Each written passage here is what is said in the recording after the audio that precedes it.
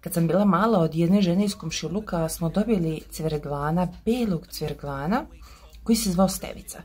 Stevica je bio ludi bez obraza. Tebi je toliko teritorijalan i agresivan. On je živeo godinama kod nas i ti nisi smeo bre da uđeš u dvorište od njega. Mislim, mogao si, ali ono da se šunjiš, ono da ga pitaš za dozvolu.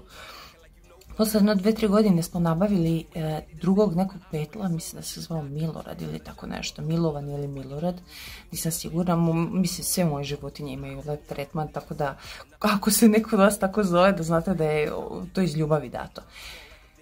Ovaj njega mogao, što bi se rekao, zubima da nosi, mislim, bio ogroman naspram njega. Stevica je njega lemao, znači Milovan ili Milorad mu je stalno bio počinjen, stalno je bežao od njega, ovaj njega zlostavljao. Šta je hoću reći? Stevica je imao srce, hrabro malo srce.